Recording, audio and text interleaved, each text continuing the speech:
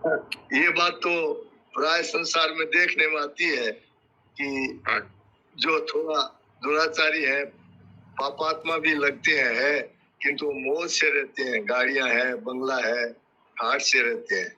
और जो सदाचार में है, धर्मात्मा आदमी है, अपने रास्ते जाते हैं, रास्ते आते हैं, वो बेचारे दुखी हो रहे हैं, तकलीफ पा रहे हैं। तो ऐसा मन में आता है ये ठाकुर जी का ये क्या न्याय है। शंका तो नहीं होती, किंतु ये लगता है ऐसा। तो अभी इसमें जो स्वामी जी ने बताया वो मैंने पढ़ा है। अब आप इसके बारे में, ये हमारे जीवन के दैनिक प्रयोग में ये बातें आती रहती हैं, आप उसका सरलता से हम लोगों को बताइए, समझाइए। नारायण नारायण नारायण। सबको प्रणाम। ये अपन पढ़ रहे हैं 18वें अध्याय के 12वें श्लोक की विस्तृत व्याख्या पढ़ रहे हैं। डॉक्टर साहब, एक और जो स्वामी जी का एक श्लोक बोलते थे, वो दुआ आपको तो ध्यान नहीं है, वो मैं बता देता हूँ, बोल देता हूँ। भला घरा घर हान, चोरा के घर चूरमा, आ चतुरा नरी चाल चोड़े दिखे चतरिया। तो ये स्वामी जी के बार बोलते थे, तब आप बताइए। नारायण। तो ये 18वें अध्याय के 12वें श्लोक की विस्तृत व्याख्या चल रही है। इसमें भगवान कहते हैं कि अनिष्टम इष्टम मिश्रम च त्रिविधम कर्मण फलम भवत्य त्यागिनाम प्रत्य न तो सन्यासिनां क्वचित। कर्म फल का त्याग न करने वाले मनुष्यों को कर्मों का अनुकूल, प्रतिकूल और मिश्रित, ऐसे 3 प्रकार का फल मरने के बाद भी होता है। परंतु कर्म फल का त्याग करने वालों का फल, क्योंकि उन्होंने तो कर्म फल का त्याग कर दिया, इसलिए न तो इस लोक में उनको कोई फल की जरूरत है और न परलोक में। तो इसलिए उनके कर्म फल त्याग का फल न तो इस लोक में मिलता है न परलोक में मिलता है, अर्थात उनकी तो सदगति हो जाती है, जन्म मरण से छूट जाते हैं। पर अब यहाँ पर जो विस्तृत व्याख्या है वो इसकी चल रही है कि अगर मन के प्रतिकूल परिस्थिति आती है तो उस समय क्या करें। प्रतिकूल परिस्थिति आती है अर्थात सुहाने वाली नहीं है, ऐसी परिस्थिति आती है तो हम क्या करें, इस पर ये अभी व्याख्या चल रही है आज वाली। तो इसमें ये जो प्रश्न आया कि भाई मारवाड़ी में एक दूसरी कहावत भी है, करे पाप खावे दाप और करे पुण्य फुट्टा करो। ये वास्तव में मूर्खता का एक परिचय है।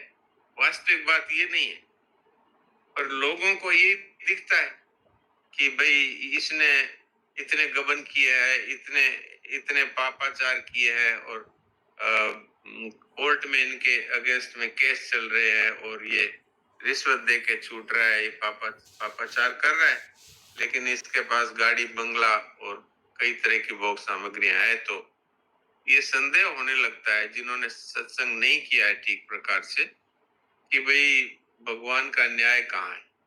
और कोई तो यहाँ तक ही कह देते हैं कि वास्तव में न तो भगवान है और न कोई परलोक है। ये सब फालतू बातें, लेकिन वो इस बात को जानते नहीं कि वास्तविक बात क्या है। भगवान ने भी गीता जी में ये बात कह दी, गहना कर्मणो गति, कर्मों की जो गति है वो बहुत गंभीर है। हर व्यक्ति इसको ठीक से समझ नहीं सकता। इसको समझने के लिए सत्संग की बड़ी भारी आवश्यकता है। जिन महापुरुषों ने इस जीवन का और परलोक के जीवन का भी ठीक प्रकार से अनुभव किया है, वो महापुरुष और हमारे ऋषि मुनि, उन्होंने जो बातें कही है वो त्रिकालदर्शी हैं, इसलिए वो जो कहते हैं उस पर विश्वास करने वाला है, वही सही रास्ते चलेगा और वही अनुकूल और प्रतिकूल परिस्थितियों का सदुपयोग करेगा।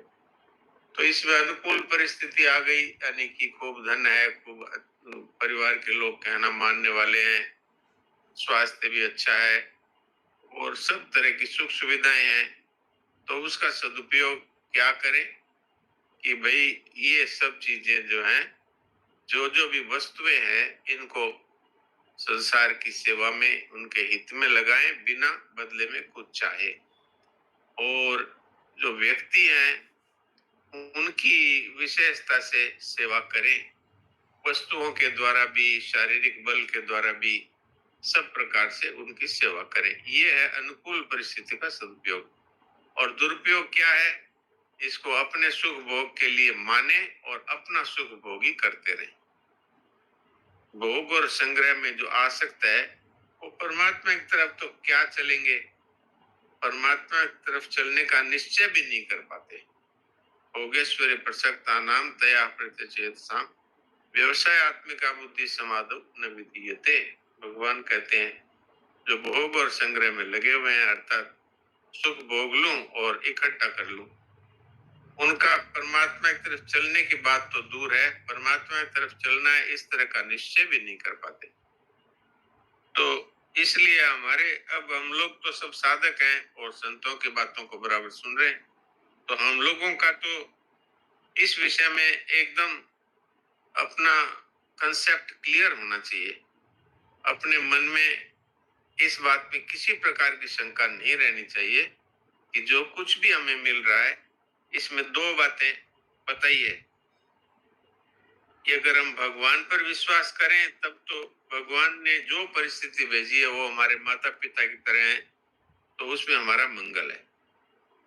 अथवा प्रारब्ध पर विश्वास करें कि जो कुछ भी भूल हमारे द्वारा किसी भी जन्म में हुई है उसके कारण से ये प्रतिकूल परिस्थिति आई है, तो अब ये हमारे पाप कट रहे हैं, हम शुद्ध हो रहे हैं। तो प्रारब्ध पर और भगवान पर यदि विश्वास हो जाए तो ये मूर्खता हमारी जा सकती है। अब ये अनुकूल परिस्थिति का सदुपयोग की बात तो हो गई थी, अब प्रतिकूल परिस्थिति का क्या सदुपयोग करें? इसमें महाराज जी ने ये बात कही है, प्रतिकूल परिस्थिति अर्थात मन को न सुहाने वाली परिस्थिति आ गई, धन चला गया, अपमान हो गया, अथवा स्वास्थ्य में बीमारी आ गई, तो अब इसका क्या करें? इसका क्या सदुपयोग है? हमारे से तो चला भी नहीं जाता, रुपया भी पास में नहीं है, इसका क्या सदुपयोग करें? तो ये समझने की बात है कि भाई ये परिस्थिति क्यों आई। तो ये परिस्थिति आई है किसी न किसी जन्म में मेरे द्वारा कोई पाप कर्म हुआ है, तो इसलिए ये परिस्थिति आई है। तो पाप तो किसी न किसी कामना से हुआ है ना, तो अब मैं किसी प्रकार की भी इच्छा, किसी प्रकार की कामना नहीं करूंगा, ताकि भविष्य में तो मैं कभी दुख न पाऊं इस जन्म में अथवा परलोक में। और मेरे पाप कट रहे हैं इसलिए अब मुझे इसमें दुखी न होकर प्रसन्न होना चाहिए। हाँ, बीमार हो गए हैं तो जो शुद्ध दवाइयां हैं उसके द्वारा अपना इलाज करवा सकते हैं। और यदि घाटा लग गया है तो अपने विवेक का उपयोग करके और कैसे ये घाटा दूर हो इसकी चेष्टा कर सकते हैं। पर दुखी होना, रोना ये साधक के लिए उचित नहीं है। दोनों तरह से, प्रारब्ध को सोच करके भी और भगवान के विधान को सोच करके भी दुखी नहीं होना। ये बात आ गई। और फिर ये जो अभी इन्होंने प्रश्न किया था उसका उत्तर तो इसी में है कि भाई पुण्यात्मा है, सदाचारी है, फिर भी दुख पा रहा है। तो वो दुख पा रहा है, वो अब पुण्य कर रहा है, उसके कारण नहीं दुख पा रहा है, वो तो उसके किसी भी जन्म में उसने कोई पाप किया होगा, उसका जो फल पक करके अब तैयार हुआ है इस जन्म के लिए। प्रारब्ध पहले रचा पीछे रचा शरीर, इस शरीर की जो रचना हुई तो इसके साथ जो पाप और पुण्यों के हिसाब से प्रारब्ध बना हुआ है, अब वो जो रील बनी हुई है वही सामने आ रही है। इसलिए ये नहीं समझना चाहिए कि लोग मंदिर जा रहे थे और रास्ते में एक्सीडेंट होके टांग टूट गई, बोले मंदिर जाने का देखो ये फल मिला। ये नहीं है, वो मंदिर जाने का तो फल है वो अलग है, वो तो उसको जैसे ही उसकी भावना होगी उसके अनुसार अवश्य ही उसको मिलेगा। और ये जो है ये तो किसी पुराने पाप का फल है। और ये भी हो सकता है कि ये अब जो फ्रैक्चर हुआ या इसके जो एक्सीडेंट हुआ है ये भगवान की कृपा से उसमें कुछ न कुछ उसको जल्दी सुधार होगा। ये मानना चाहिए, बजाय ये मानने के कि जा रहे थे भगवान के दर्शन करने, देख लो भगवान कहाँ है, इसकी तो टांग टूट गई, हॉस्पिटल में पड़ा है, ये नहीं मानना चाहिए। और इसी तरह से यदि कोई आदमी दुराचारी है और वो आनंद कर रहा है, तो ये नहीं मानना चाहिए कि दुराचार के कारण देखो ये 2 नंबर का काम करता है इसलिए देखो धनी हो गया। वो धनी तो हुआ है अपने पूर्व जन्म में किए हुए पुण्यों के फल के स्वरूप, जो अनुकूलता मिली है उसको, वो तो उसके कारण है, इस पाप का फल तो वो भोगेगा। इस तरह से हमारे कंसेप्ट क्लियर होने चाहिए। अब इसमें किसी का कोई प्रश्न है तो आप प्रश्न कर सकते हैं। डॉक्टर साहब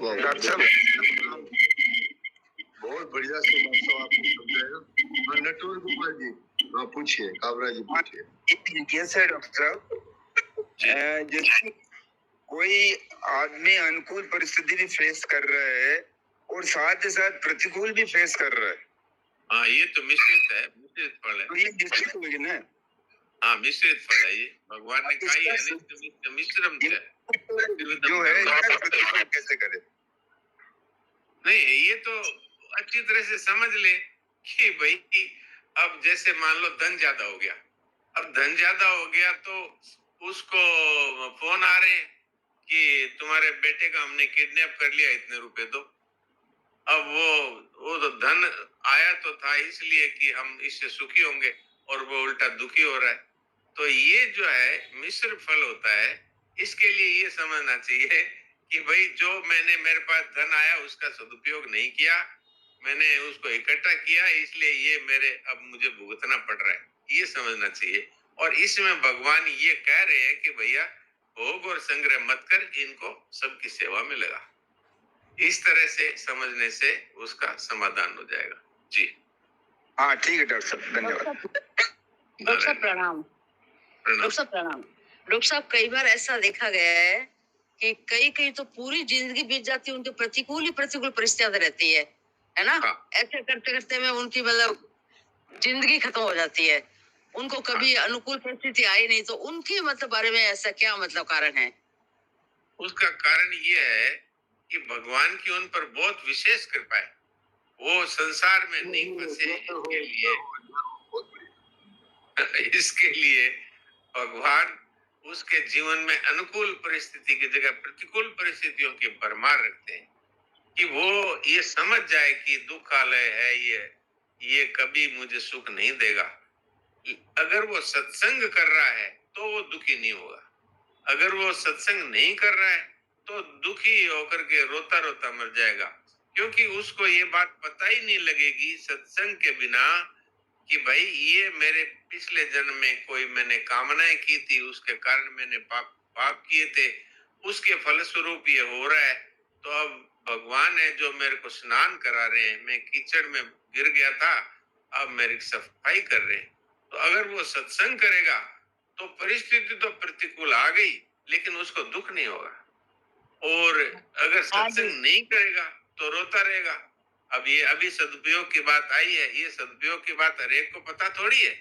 ये तो जिन्होंने संतों का संग किया है अथवा संतों की वाणी सुनी है, अथवा जो अब ये जो महाराज जी के जो किए हुए जो बनाए हुए ग्रंथ है उनका अध्ययन कर रहा है, आपस में विचार विनिमय करते हैं, तब ये विवेक जागृत होता है।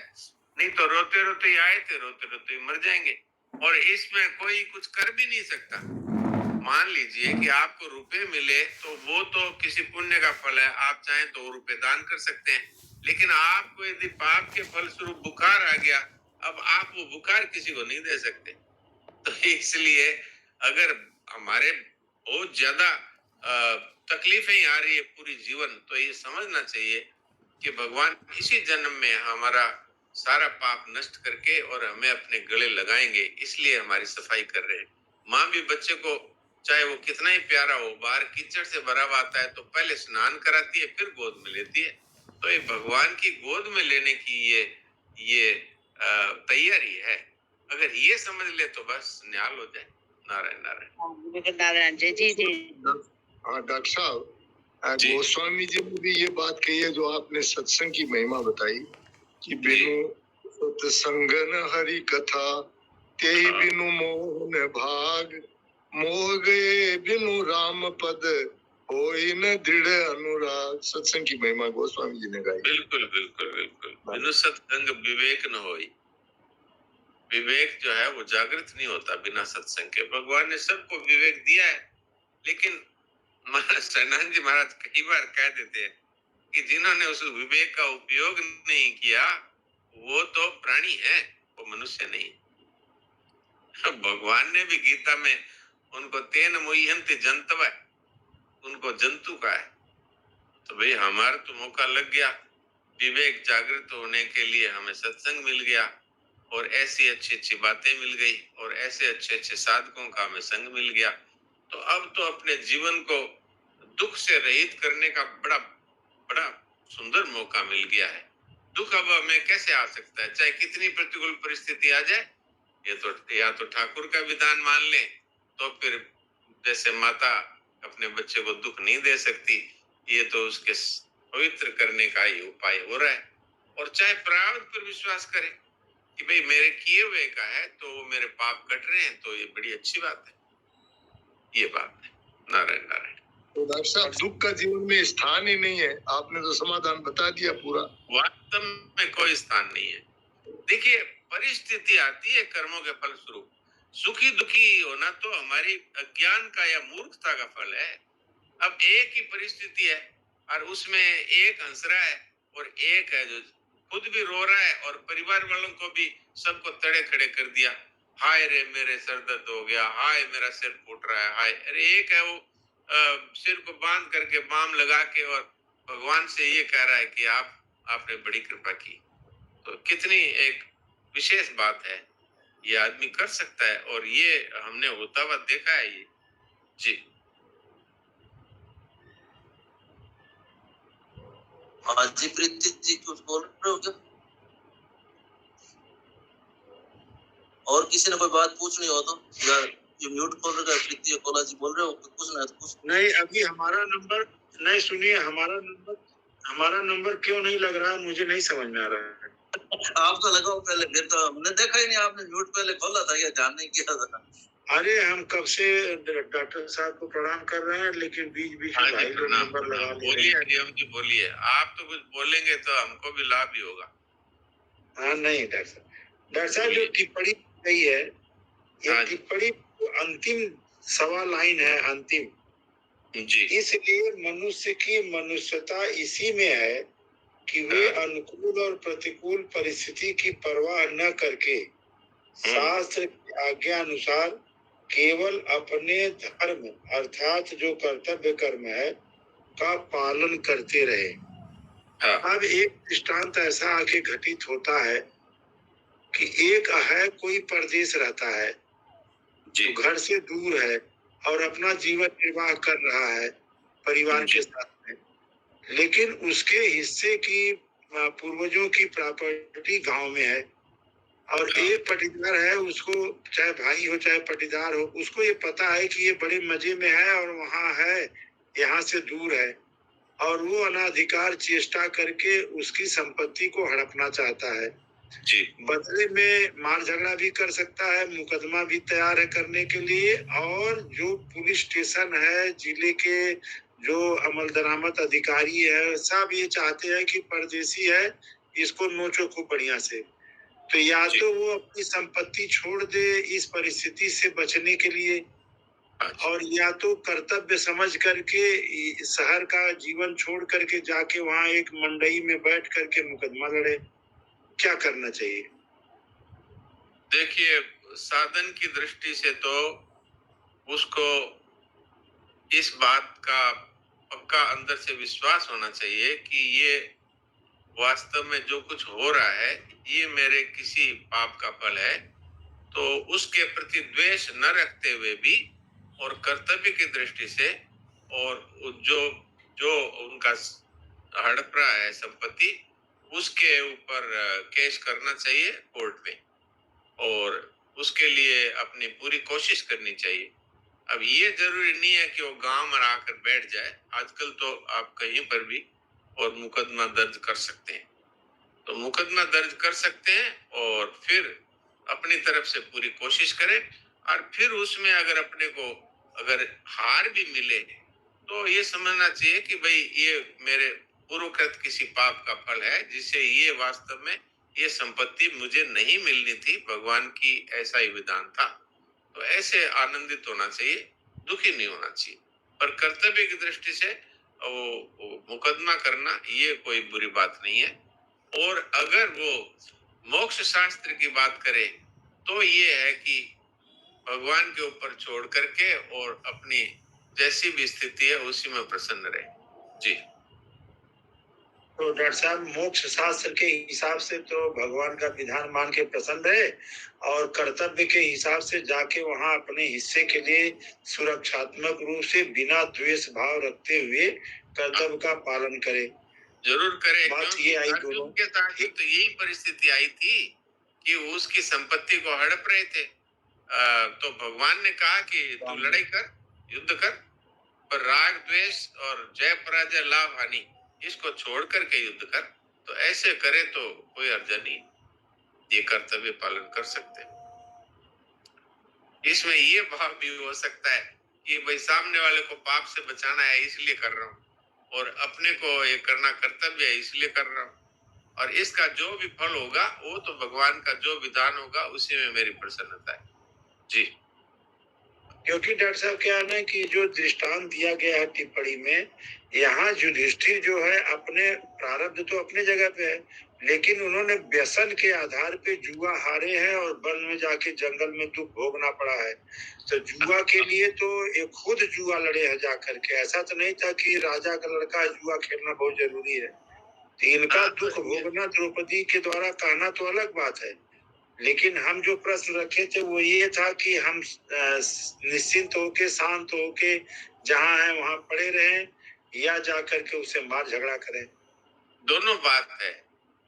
अगर वो संपत्ति आपको मिलनी है तो वो हर हालत में आपको मिली जाएगी। मोक्ष शास्त्र तो ये कहता है कि आप उसको भगवान के ऊपर छोड़ दें। लेकिन अगर कर्तव्य शास्त्र की बात करें तो भगवान ने साफ साफ कहा है कि भाई अपनी पूरी कोशिश करो और दोनों हाथों से बाण चलाओ, फिर जो होगा उसी में तुम्हारा भला है। तो दोनों ही बात है। कर्तव्य की दृष्टि से वो पूरी कोशिश कर सकते हैं। हाँ, उसमें द्वेष भाव न रखें, उनमें बाकी सब चीजों में समता रखते हुए करें तो कोई दिक्कत नहीं है, करना भी चाहिए।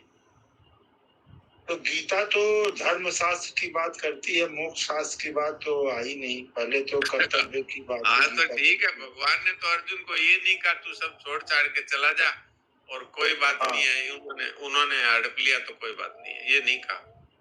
हाँ, नहीं कहा, वही कह रहे हैं, मोक्ष शास्त्र की बात नहीं हाँ, युद्ध को टालने के लिए भगवान ने पहले कोशिश अवश्य की कि भाई तुम सारा राज्य नहीं देते हो तो 5 गांव दे दो, तो भी ये युद्ध छोड़ देंगे।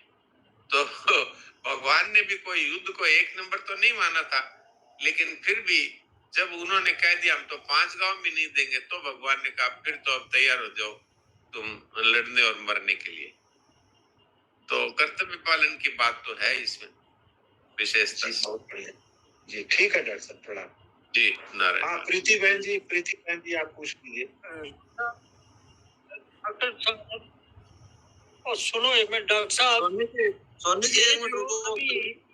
हाँ, मेरे माइंड में एक बात आई है, भूल जाऊंगा नहीं तो। डॉक्टर साहब, ये जो अभी बात आई, हरिओम जी ने प्रॉपर्टी वाली बात की, इसमें 1125 नंबर पेज पे ये जो परिस्थिति आई है, ऐसी परिस्थिति जो आई है, तो क्या ये जो लिखा हुआ स्वामी जी महाराज ने, ये भी यहाँ सही बैठता है कि नहीं? कि मैं पढ़ रहा हूँ, व्याख्या आप कर देना। अतः जब तक संचित कर्म रहते हैं तब तक प्रारब्ध बनता ही रहता है, और प्रारब्ध परिस्थिति के स्वरूप में परिणित होता ही रहता है। जब तक उसके वो संचित कर्म है, प्रारब्ध बन रहा है, उसमें अनुकूल और प्रतिकूल परिस्थिति आ रही है, तो क्या ये भी तो हो सकता है? हाँ, ये कहाँ पे है? कहाँ पे है? पुण्य 1125 में बाईं तरफ है दूसरा पैरा, उसी में। अच्छा, हाँ जी। ये कहते हैं कि क्रियमाण कर्मों का जो फल है, उस फल अंश है वो संचित में जमा रहता है, वही प्रारब्ध बनकर अनुकूल प्रतिकूल मिश्रित परिस्थिति के रूप में मनुष्य के सामने आता है। अतः जब तक संचित कर्म रहते हैं तब तक प्रारब्ध बनता ही रहता है और प्रारब्ध परिस्थिति के रूप में परिणित होता ही रहता है। ये परिस्थिति मनुष्य को सुखी दुखी करने में बाध्य नहीं करती। सुखी दुखी होने में तो परिवर्तनशील परिस्थिति के साथ संबंध जोड़ना अर्थात मूर्खता ही मुख्य कारण है। ये बात तो ठीक है। प्रारब्ध तो कब शेष होगा कि जब या तो ज्ञानाग्नि से सारे कर्म भस्म होंगे तब होगा, या फिर भगवान की शरण हो जाने से अहंत्वा सर्व पापेभ्यो मोक्षयिष्यामि मा शुचा सारे कर्मों का नाश हो जाएगा। तो ये बात ठीक है। अब उसके वो जब तक परिस्थिति में इस तरह की बात रहेगी तब तक प्रतिकूलता रहेगी, अर्थात मुकदमा करने पर भी सफलता लंबे समय तक नहीं मिलेगी जब तक उसके पिछले प्रारब्ध का जो जोर है, वो पाप का जोर है, वो चलेगा। ये बात तो ठीक ही है, लेकिन वास्तव में बात यही है कि मनुष्य को तो अपना कर्तव्य करना चाहिए। रोग आ गया तो शुद्ध दवाई लेना, किसी अच्छे वैद्य या डॉक्टर को दिखाना और उनसे ये कह देना कि भाई देखो अशुद्ध दवाई तो मत देना, चाहे मैं ठीक हूँ चाहे नहीं हूँ। इस तरह से अपना प्रयास करना है, ये तो अपना कर्तव्य है जी। बात ये भी सही है बात। और एक और भी बात है कि संसार में आम देखा भी गया है, कई मनुष्यों को प्रतिकूल परिस्थिति आती है कुछ साल के लिए, फिर अनुकूल आ जाती है, उसके बाद फिर प्रतिकूल आ जाती है। तो ये इन संचित कर्मों का जो प्रारब्ध बन रहा है, मिट रहा है, बन रहा है, ये भी तो उसी का ये कारण होगा। हाँ, वो तो भगवान का विधान है। जैसा उन्होंने ये फिल्म शूट हो गई है, अब तो वो सामने आ रही है, वो तो पहले से ही सब सेट है सारा जी। आप प्रीति जी आप बोलिए, क्या बोल रहे?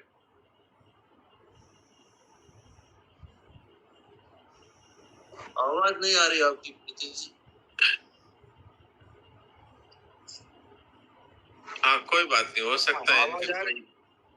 हाँ, और किसी को जैसे कोई बात पूछनी हो तो प्रीति जी के अलावा और किसी ने कोई अभी तक जो पढ़ा है कोई शंका हो? नहीं, प्रीति जी की आवाज आ रही है, बोलिए आप। अच्छा आ रही है, हमको तो नहीं सुन रही। राम राम, आवाज आ रही है? हाँ अब आ रही जी जी। डॉक्टर साहब प्रणाम।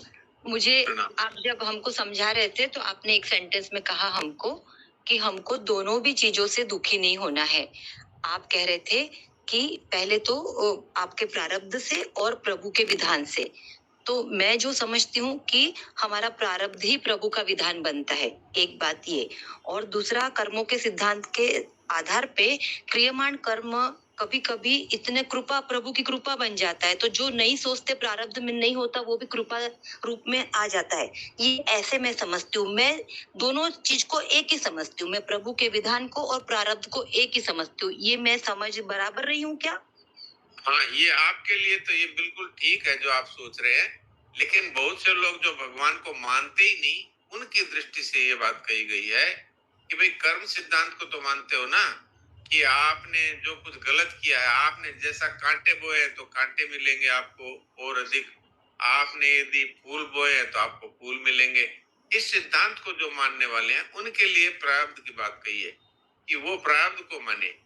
और जो भगवान को मानते हैं वो तो प्रारब्ध भी तो भगवान का ही विधान है। आप बिल्कुल ठीक कह रहे हैं। भगवान को मानने वाले को तो कोई तरह की उलझन होती नहीं है। आप ठीक सोच रहे हैं।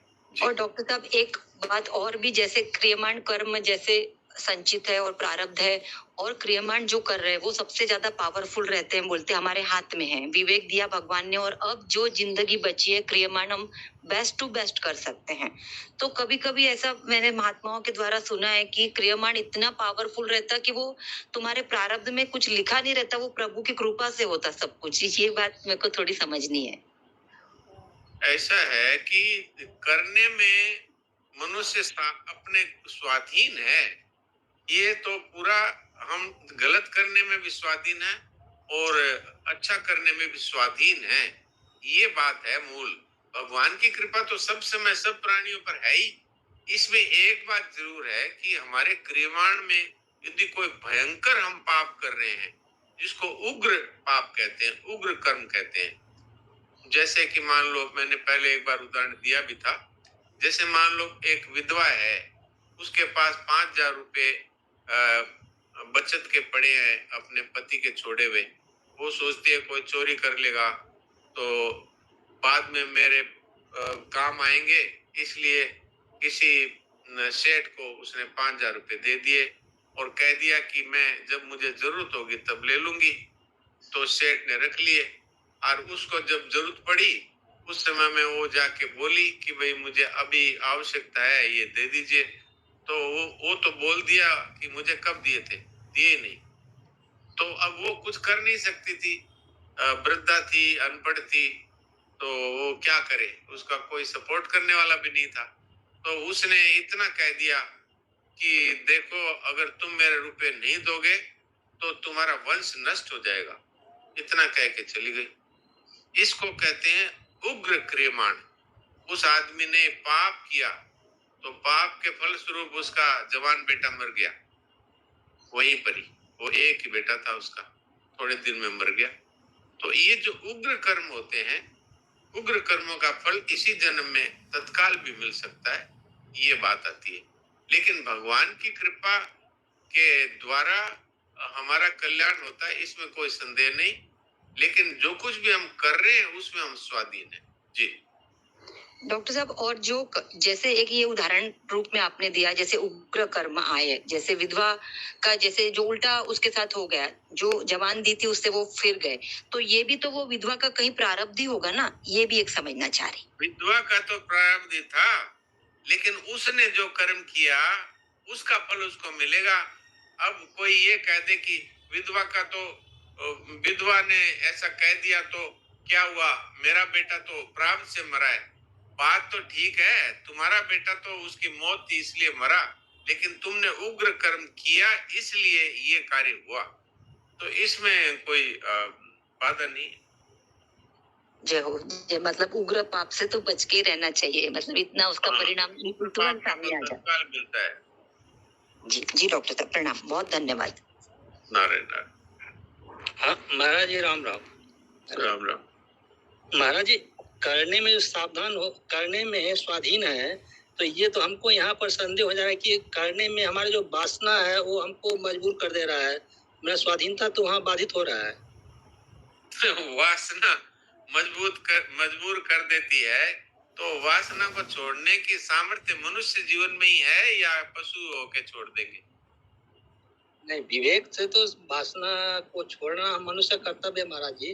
तो मनुष्य छोड़ेगा, नहीं छोड़ेगा तो डंडे खाएगा, इसमें क्या बात है? ये तो भगवान का विधान ही है भाई। हम सभी के सारे पाप तो वासना कह दो, कामना कह दो, एक ही बात है, उसी के कारण तो होते हैं। और ये मनुष्य को भगवान ने कहा है, व्याय कामान ये सर्वान पुमास्ति निष्प्रिय है। उसको समस्त कामनाओं का त्याग करने के लिए विवेक दिया, मनुष्य जीवन दिया, योग्यता दी, सामर्थ्य दिया, अधिकार भी दिया, और फिर भी वो त्याग नहीं करता है तो वो पशु बनने लायक ही है, इसलिए वो नीच योनि में जाएगा, यहाँ दुख पाएगा, मरने के बाद नरकों में और नीच योनि में जाएगा। ये भगवान का विधान है। जी महाराज, वासना को छोड़ना पड़ेगा ना, मनुष्य ही छोड़ सकता है। आप कुत्ते को कह सकते हो क्या कि तू कामना वासना छोड़ दे?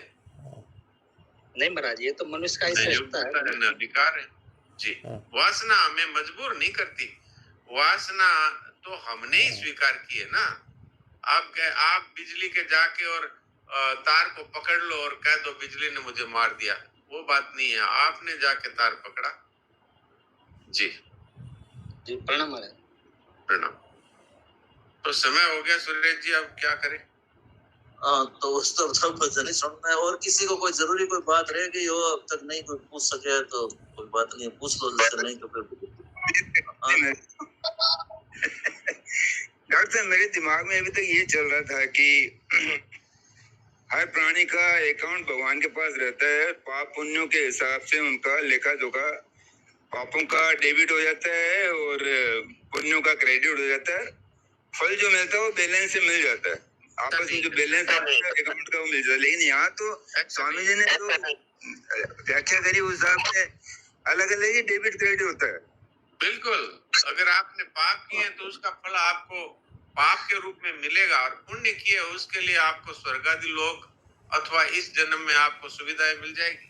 लेकिन पाप किया उसका फल आपको भोगना पड़ेगा। उसमें एक संशोधन महाराज जी ने रखा है कि यदि कोई व्यक्ति अपने पापों को प्रायश्चित करने की दृष्टि से यदि कोई पुण्य कार्य करता है तो उसका वो पाप कम हो सकता है अथवा समाप्त हो सकता है। जैसे अब ये कह दिया कि ब्राह्मण हत्या कर दी तो अब क्या करें, तो कहा कि ब्राह्मण हत्या का प्रायश्चित ये है कि आग के ढेर में खुद खड़ा होकर के आग लगा ले। तो बताइए, तो आदमी क्या कर सकता है? प्रायश्चित करना होगा तो करना होगा। कुछ ऐसे जप भी बताए जाते हैं, कुछ ऐसे जप और तप भी बताए जाते हैं कि भाई ये करो तो आपका वो पाप कटेगा। जी डॉक्टर साहब, एक आधे मिनट की बात और पूछनी है मुझे। जी जी डॉक्टर साहब, जैसे आपने कहा कि किसी व्यक्ति को विवेक की जागृति हो गई इस जन्म में और उसका पूरा जीवन बहुत कठिनाइयों से और प्रतिकूल परिस्थितियों से ही भरा रहा, तो भगवान उसको स्वच्छ करके और अच्छा उसको प्योर कर रहे, तो वो तो आदमी बहुत लकी हुआ फिर। हाँ, हुआ इसी जन्म में इसी जन्म में पूरे फटाफट उसके तो क्लीन हो जा रहे हैं। बिल्कुल बिल्कुल बिल्कुल बिल्कुल, इसमें कोई संदेह नहीं। जी डॉक्टर साहब, थैंक यू। राम राम। ठीक है, तो अभी गायत्री शेखावत जी आ गए, हम बताओ क्या पूछ रहे हो? मैं पूछ रही हूँ कि किसी की थोड़ी बहुत जिज्ञासा होती है सत्संग सुनने की, तो उसको ही हम सत्संग में लगा सकते हैं ना। जिसके अपने को जिज्ञासा दिखती नहीं तो उसको कैसे लगाएं? अपनी तरफ से कोशिश करना हमारा फर्ज है। वो नहीं लगे तो अब क्या कर सकते हैं? अपनी कोशिश जारी रखनी चाहिए। जी प्रणाम डॉक्टर। प्रणाम। एक बात मुझे प्रणाम। ये जो कर्मयोग में मैंने पढ़ा, ये मैंने सत्संग में सुना है कि ये कांटा से कांटा निकालने की विद्या, ये इसका क्या मतलब है? इसका कांटे से कांटे निकालने की विद्या का नाम कर्मयोग है। तो बुरे कर्म किए थे तो वो अब अच्छे कर्म करके और कर्तव्य कर्म करके और उस बुरे कर्मों को फिर न करने का निश्चय करना, यही कांटे से कांटा निकालना है। कर्म से ही तो फंसे थे। अब अपने सत्कर्म करें, लोगों के हित की दृष्टि से करें। वैसे पहले लोगों का अहित किया था तो ऐसे कर्म के कारण से आज दुख पा रहे हैं, तो अब सबके हित की दृष्टि से कर्म करें तो वो कर्मों के द्वारा ही फिर वापस जो है उसका उद्धार हो जाएगा। जी कर्मों के द्वारा ही। हाँ, बुरे कर्म किए थे अर्थात लोगों का अहित किया था। अब सबके हित की दृष्टि से कर्म करेंगे तो उसके जीवन में फिर इस तरह की दिक्कत नहीं आएगी, बल्कि उसका उद्धार ही हो जाएगा। ये कांटे से कांटा निकालना है। जी कांटे से कांटा। विषस्य विषम औषधम, जहर की जहरी दवा है। प्रणाम डॉक्टर साहब। पहले जैसे सकाम भाव से किया था, अब निष्काम भाव से करो, क्योंकि कर्मों से तो बंधे थे, खुलने के लिए निष्काम भाव से करना, यही तो है। बिल्कुल ठीक कह रहे हैं। तो आप सुनो भाई सत्संग, भजन सुनो। ये भी सत्संग 2-4 सेकंड 10 सेकंड एक बार थोड़ी सूचना दे देते हैं। हाँ बोलिए। एक तो सभी भाई बहनों से प्रार्थना है कि अभी 6:15 से 8:15 जो गीता पाठ रहेगा उसकी लिस्ट डली हुई है, तो उन्होंने देख लिया होगा, नहीं तो देख लें। उन भाई बहनों ने तो जुड़ना ही है, बाकी अपने जिनको भी समय की अनुकूलता हो, सुविधा हो, तो सभी भाई बहन जरूर जुड़ना है।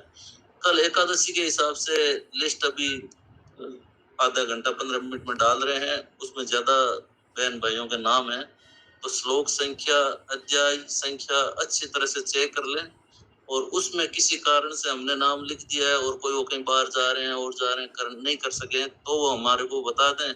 और जिन भाई बहनों के कोई नाम रह गए हैं, उन्होंने व्हाट्सएप वगैरह डाले नहीं है, वो सोचे लिखेंगे, तो वो नहीं लिखे गए हैं तो वो उनका फोन करके व्हाट्सएप करके हम लोगों को बता दे, ताकि उन लोगों के नाम अभी लिख लेंगे। ऐसी सभी से प्रार्थना है। और डॉक्टर साहब आपका करन्यास में कल नाम है, तो व्हाट्सएप वगैरह रह जाए तो ध्यान रखना। सुबह करन्यास कोई बात नहीं। मैं खुद भी देख लेता हूँ, प्राय रात में देख लेता हूँ, और रात में नहीं देख पाता हूँ तो सुबह जल्दी उठता हूँ मैं, तो उस टाइम देख लिया करता हूँ प्राय। तो डॉक्टर साहब वैसे तो आप रोजाना गीता जी की इतनी महिमा बताते हो, तो उस टाइम संख्या जैसे थोड़ी कम होती है। अभी जैसे मान लो 118 भाई बहन जुड़े हैं, तो 1-2 मिनट वो थोड़ा सबको गीता जी के बारे में जागरूक थोड़ी बता के और फिर भजन सुना दो, ताकि सबका थोड़ा उत्साह और बढ़ जाए। ठीक है, ऐसा कर सकते। वैसे तो गीता जी की महिमा इतनी है कि कहते ही जाओ, उसका कोई अंत ही नहीं आता। फिर भी वराह पुराण में भगवान विष्णु है, वो पृथ्वी देवी को कह रहे हैं कि हे पृथ्वी, जो मनुष्य नित्य गीता जी का एक अध्याय अथवा एक श्लोक अथवा श्लोक का एक चरण भी पाठ करता है, 4 चरण होते हैं श्लोक के, तो चौथा ही श्लोक का भी कोई पाठ करता है, वो मनुष्य मर करके कभी भी नीच योनियों में नहीं जाता और वो मनुष्य ही बनता है। इसका श्लोक है, अध्याय श्लोक पादम वा नित्यम ये पठते नरः स याति नरताम यावन मनवंतरम वसुंधरे। और इसकी महिमा विशेषता से कही है, गीताया पुस्तकम यत्र पाठः प्रवर्तते तत्र प्रयागादीनि तत्र वे।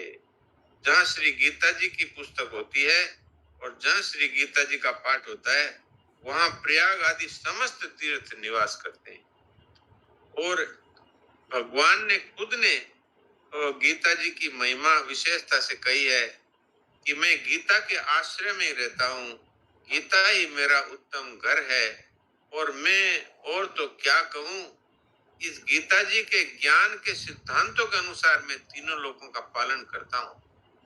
मैं गीता जी के आश्रय में रहता हूँ और गीता जी के ज्ञान का आश्रय लेकर ही तीनों लोगों का पालन करता हूँ। और गीता मेरा हृदय है, गीता का ज्ञान है। इस ज्ञान के आधार पर मैंने अर्जुन को बहुत सारी बातें कही है और वो मनुष्य मात्र के लिए बहुत ही उपयोगी है। और श्रद्धेय सेठ जी ने तो यहाँ तक कह दिया कि भाई अगर किसी भी तरह से गीता जी का प्रचार करें और अपने से और कुछ ना हो सके तो भगवान से कहें कि प्रभु मैं मूर्ख हूँ, आप मेरे द्वारा किसी भी तरह गीता जी का प्रचार करवाइए। और मैं अपनी एक व्यक्तिगत बात भी कह देता हूँ, अब मेरे पिताजी का शरीर अब नहीं है, लेकिन मेरे पिताजी को कहा था श्रद्धेय सेठ जी ने कि सीताराम तुम गीता जी की पुस्तकों का प्रचार करो, अपने जहां दुकान है उसमें भी गीता जी की पुस्तकें अलमारी में रखो और बाहर बोर्ड लगा दो कि यहाँ गीता प्रेस की पुस्तकें मिलती है छपे दामों पर। तो ये उद्धार का बहुत ही उत्कृष्ट साधन है। और ये भी कहा कि अगर किसी के पास इस तरह की सुविधा नहीं हो तो वो थैले में ही गीता प्रेस की पुस्तकें, गीता जी इत्यादि लेकर के घूमे मेले में और बाजार में और लोगों को पुस्तकें उचित दामों पर, मूल्य छपे हुए दामों पर दे। और वो अगर उसके लिए गीता प्रेस से कमीशन भी लेता है तो भी उसका उद्धार होगा। तो ऐसी बात है गीता जी के महात्म्य की। और कितनी बातें हैं, अब सारी बातें कहने का तो समय नहीं है, तो थोड़ी सी आपकी सेवा में बात रख दी। तो इसलिए अपना उद्धार चाहने वालों को भी गीता जी का प्रचार करना चाहिए, अधिक से अधिक लोगों को इस गीता जी के पाठ में लाना चाहिए। और ये गीता जी का जो ये 3 से 4 सत्संग होता है इसमें भी लाना चाहिए। सेठ जी तो कहा करते थे कि मेरे सत्संग में किसी को ला करके बिठा दो तो उसकी दलाली में ही आपका उद्धार हो सकता है। तो ये आत्म है। नारायण नारायण। राम राम डॉक्टर साहब, एकादशी का व्रत है या परसों है डॉक्टर साहब, इसके बारे में बताओ ना। अपने कल ही रखा है। ठीक है, राम राम। वैष्णवों का कल ही है और कोई स्मार्ट है वो साथ अगले दिन परसों रखते हैं।